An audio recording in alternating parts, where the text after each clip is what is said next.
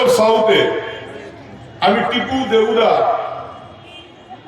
অর্জুন সায়ন্তন থেকে শুরু করে ডাক্তার দেবাশিস সরকার প্রত্যেককে অনেক ধন্যবাদ এবং কৃতজ্ঞতা জানাবো যে এত বড় এত সুন্দর একটা সভা করা। আমার একটু দেরি হয়ে গেল।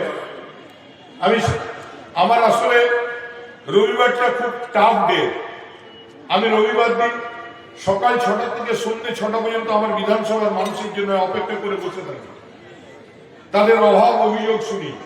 সেদিনটা আমার বেরোনোটা খুব মুশকিল হয়ে যায়।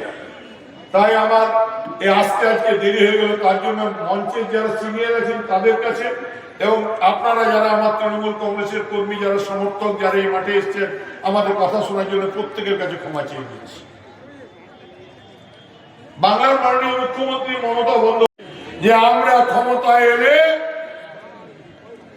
আমরা মানুষকে আরো পয়সা দেবো, অনেক বেশি টাকা বাড়িয়ে দেবো। আর সে সময় যারা বাঙালি ভাই তারা গাইছেন, তারা বিহারে লিখে এসছেন যে ভোটের সময় 10,000, ভোটের শেষে বুলডোজার। তাই বাংলার মানুষের উন্নয়নের জন্য দায়বদ্ধতা চাই, যেটা মমতা বন্দ্যোপাধ্যায় দেখিয়েছে।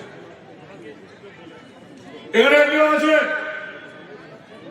যাকে দিদি সব রকম করেছিলেন, জেলা সভাপতি করে দিয়েছিল, मेयर बना दिया था, एमएलए बना दिया था, मगर जब जरूरत पड़ा 2021 যখন লড়াই, মমতা বন্দ্যোপাধ্যায় যখন মাঠে নেমে একদিকে পেশি শক্তি, অন্যদিকে প্রশাসনকে কুক্ষিগত করে বিজেপির ডেলি হেলিকপ্টার নামছে আর নেতারা বলছে বাংলা দখল করে নেব, আর মাননীয় স্বরাষ্ট্রমন্ত্রী পর্যন্ত দাঁড়িয়ে বলছেন আপকি পার 200 পার। লোকে বলছে 200 পার জরুর, মगर आपका नहीं दीदी का। তো সেই সময় এখান থেকে একজন চিৎকার করে বলছিলেন যে তিনি নাকি লড়াই করে। আমার অবাক লাগে, কয়েকদিন আগে ওই লোকটা এত বেঈমান, এত নিমখরাব, ওই মির্জাপুর মমতা বন্দ্যোপাধ্যায়ের বিরুদ্ধে কথা বলার সাহস দেখাচ্ছে। মমতা বন্দ্যোপাধ্যায়ের সমালোচনা করা সময় ওর মুখে ঠোঁট দুটো আটকে যায় না। মমতা বন্দ্যোপাধ্যায়কে মেয়র করে করে, জেলা সভাপতি করে, এমএলএ করে দেখিয়ে দিয়েছিল। আর সে আজকে আসলে ফ্রাস্ট্রেশনে ভুগছে, আমরা বুঝি। তাই ডামরার মানুষদিকে বলে যাই যে ডামরাতে কিছু লোক আছে, জিতেন যখন মেয়র ছিল কিছু কিছু লোককে ঢুকিয়েছিল আসানসোল মিউনিসিপাল কর্পোরেশনে। কর্পোরেশনটা কারো বাপের নয়।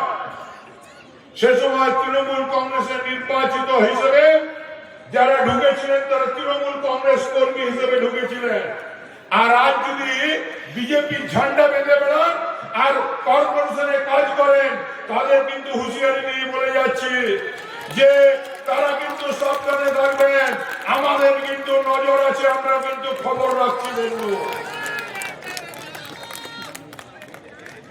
তাই বন্ধু একটা কথা বলে দিয়ে যায়, এই বাংলার মাটি মমতা বন্দ্যোপাধ্যায়ের মাটি।